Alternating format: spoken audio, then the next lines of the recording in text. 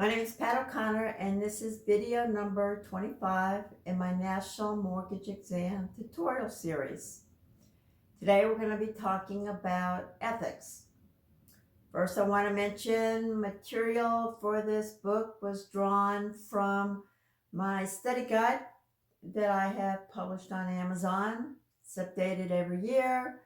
It has hundreds of questions and answers, as well as 2 practice exams.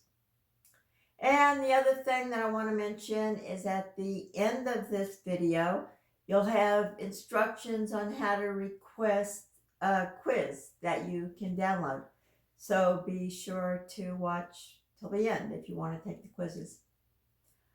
The third thing I want to talk about, this may be the second to the last video. I may have 2 more, I'm not sure yet. But after that, I think what I will do would be turn this into a video blog where I will give you the latest mortgage news as well as any job listings, particularly focusing on listings for new loan officers or loan processors. So if you subscribe, you'll be sure not to miss those. But we have at least 1 more ethics video, and then the video blogs will start. All right, let's get started. I do follow the outline that the NMLS publishes for the exam, and you can see it. There's a link to it in the video description. I guess not up here, it would be below. So I follow that, and again, we're almost to the end. Okay, ethical issues. Prohibited Acts. First one up is redlining. This is where lenders cannot isolate particular areas and say that we are not going to lend there, or that the terms will be substantially different. And it got this name because someone walked into a lender's office one time and there were red lines around the central housing area that happened to be the poorest town center, and the red lines were the area where they would either not lend or they would change the terms. And then it turned out once this happened, the banks had to loan money for remodeling and all that kind of stuff to these areas. So that's what redlining is. Can't prohibit lending to these areas. Kickbacks and compensation. RESPA definition. Nothing of value can be given in exchange for the referral of business among settlement providers.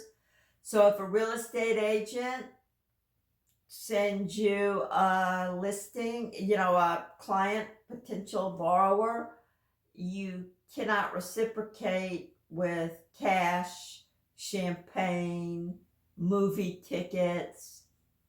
You can't do that. That would be considered a kickback. The only exception to this is one real estate brokerage firm to another. Typically it'll happen if the brokerage firms are in different states or different parts of the state. The offices can, they send them a buyer, they can get a referral fee for the office if it's been approved by the brokers. Okay, but nothing, title agent can't say here you can have a desk in our place to do your business if, desk office space is a thing of value. I think the RESPA video way back there went over some of this stuff. Permitted things that you can do, you can buy leads.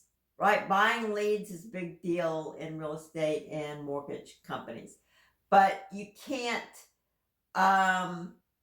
pay them more if it closes. That you can't buy them again, based on the outcome of the transaction. You either pay for all of them or you pay for none of them. And so watch that for an exam question. Fairness in lending.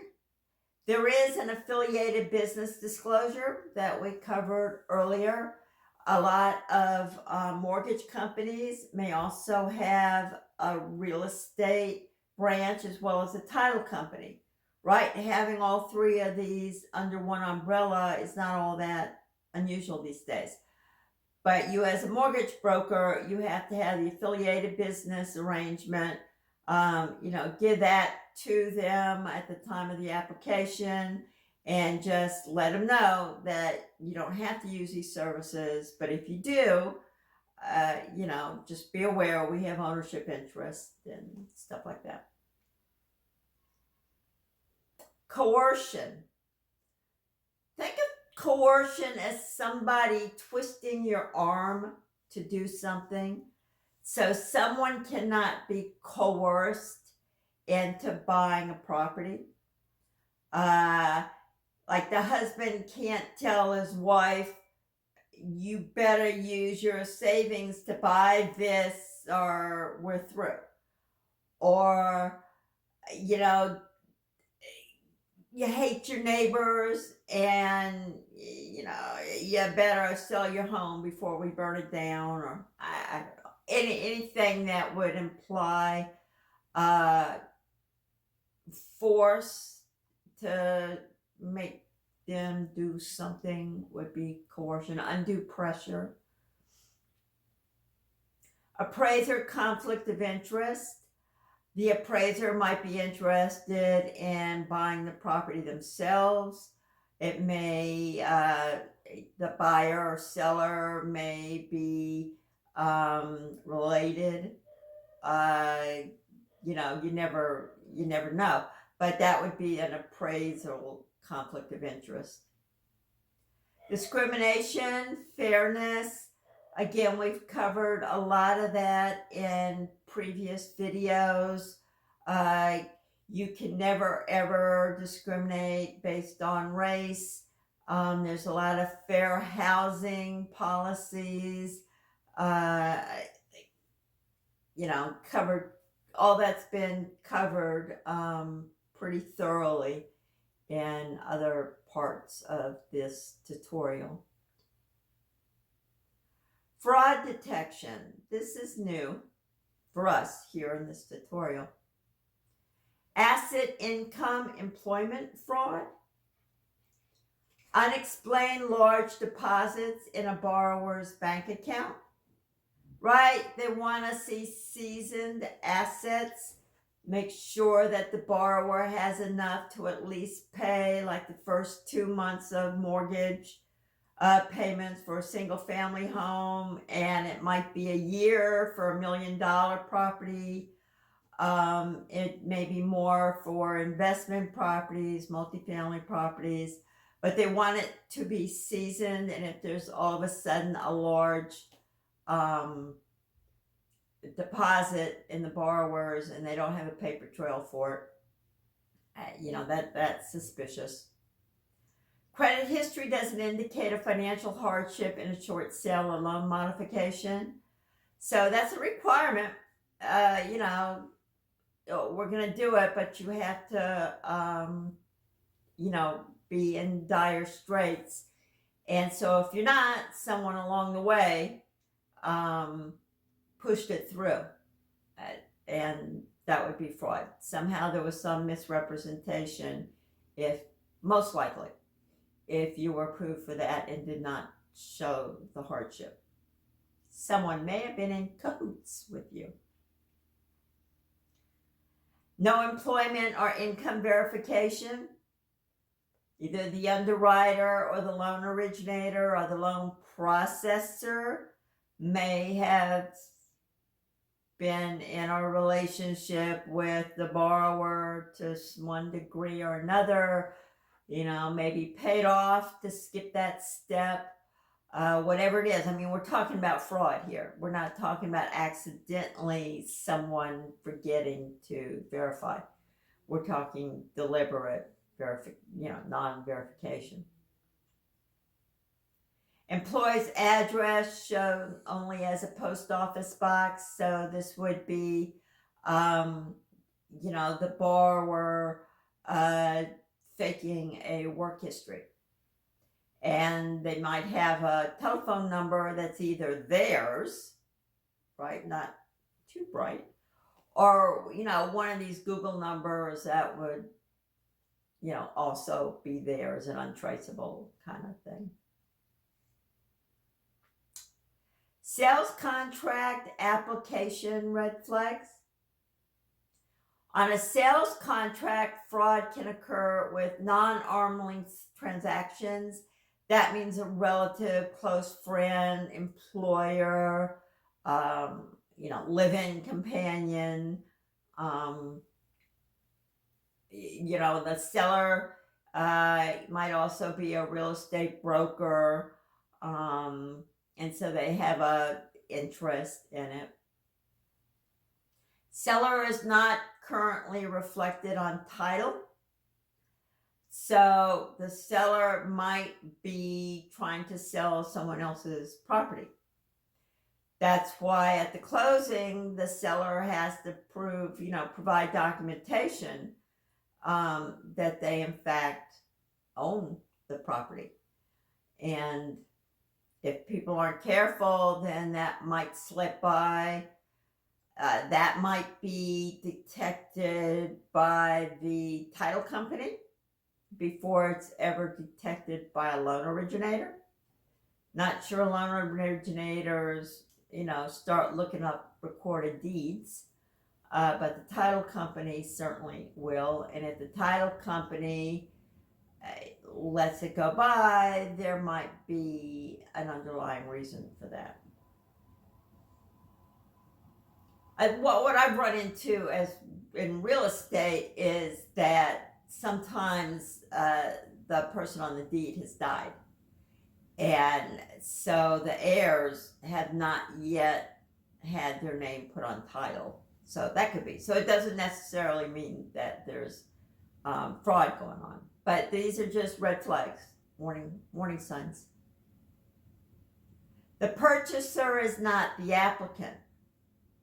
Okay, so you have somebody supplying the money, but it's not the name on the deed. So the purchaser and the applicant, they might have an applicant that has really good credit, and they pay them to apply for it and pose as the borrower, and then the name on the deed is someone else who had lousy credit, perhaps. Okay, significant or contradictory changes from a handwritten to a typed application. And I know that back when I was a loan originator, Florida, they were called mortgage brokers then, prior to 2010, the loan processor would see whiteout. It was like, no. If you ever see whiteout, then that's like a huge red flag. All right, unsigned or undated applications. The loan purpose is a cash out refinance on a recently acquired property. So could indicate that an appraiser is in cahoots, because these are going to have to be reappraised. And if there's that, or the property sold for a lot less than it should have. So, because now there's enough equity to get a cash out refinance or cash out, right after you bought it. Somewhere there's this gap between the purchase price and the market value that would need to be explained. And it could be that there is an appraiser who intentionally lowball the appraisal value. Although now the lender is picking the appraiser, and the only person that can talk to them is the real estate agent. So the loan originator can't get in to do that kind of stuff anymore. The buyer currently resides in the subject property, so they're already living there, and now they're going to buy it. That might be some kind of indication. Maybe there was coercion with the owner if they were renting. Maybe they had, I don't know, been in the property illegally. Don't know. The purchaser of the investment property does not own their own home. Could be a red flag, because although I did this, my very first successful real estate transaction, I was renting and I bought an investment property. But that is a red flag, because one of the occupancy frauds is coming in. When you sign an application, when you fill out an application, you have to say, will this be owner occupied or is it an investment property? And the difference is interest rate. And the difference may also include the amount of money that you have to put down and the amount of reserves that you have to show. They're all going to be higher with an investment property because it's riskier for the lender. So people may come in and say it's an investment property, and they get the loan approved, and then they move into it. I think Fannie Mae rules are it has to be owner occupied for a year. I think it's either 6 months or a year, and I think it's a year before it can become an investment property. So that was very common. I mean, I was in the room when I was a very new mortgage broker, when I heard someone discussing, that's fine. You can, sure, it's an investment property, no problem. You can move in. And they knew exactly what they were doing. But I really didn't. Oh, young and naive? Not so young. Naive as far as mortgage went. Okay. So occupancy fraud, they come in, and investment property is really primary residence. Okay, some general red flags here. Property seller is not the owner of record, right? We already said they're not on title. A recent quitclaim deed transferred ownership. Forged signatures, got somebody off the deed, put themselves back on, or not back on, put themselves on it, replaced it. It was recorded in the county records. Everything was, it happens. Early payment default. And this is, I think, the mortgage companies, if the property goes into, the lenders, if the property goes into default within a certain number of days, it could have already been sold to Fannie Mae or another investor. I think they have to buy it back. And so early payment default might indicate that, they were not disclosing their true assets. Something was wrong in here. Incomplete or illegible appraisal. Again, the appraiser might have been in the mix, or someone may have gotten a copy of the appraisal. I don't know. I think the appraiser. No, I guess the loan processor sends it to the underwriter. Somewhere along the line, someone may have messed with it. What individual has many outstanding loans? again, you have to declare on the loan application any other mortgages that you have and any other debts that you may have that don't show up on the credit report.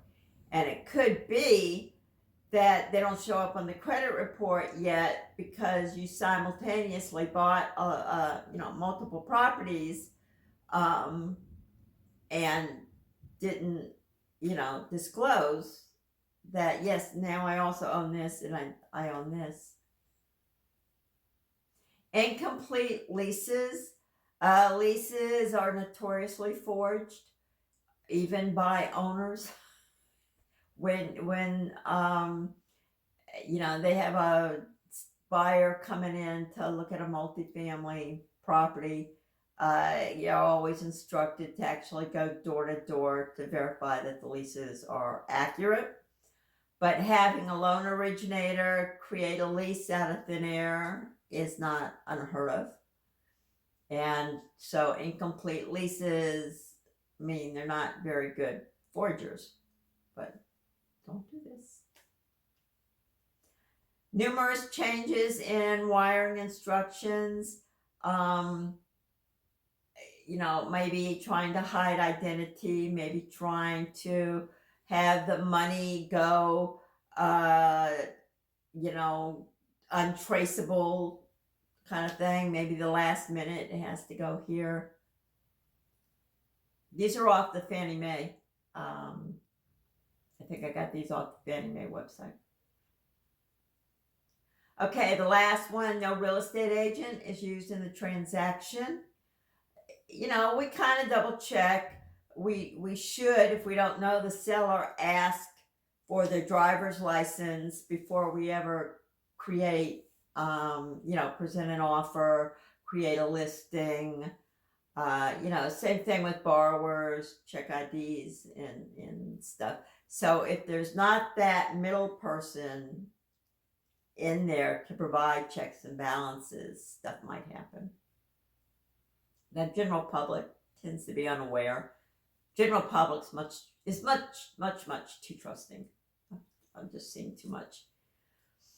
Okay, so that's it for today. You could have seen, I'm not really capturing a lot of this. I do have this in the description. Next week, we'll talk a little bit more about ethics. If you buy the book, there's a lot of links to Q&As for these ethics questions. So I don't go into too much depth here. So if you've already taken the exam and you messed up on the ethics stuff, it might be worth it just to buy the book, just get all those links or find them yourself. It's not all that difficult to do. Okay, so I will see you next Wednesday and we will go from there. Thanks. Bye.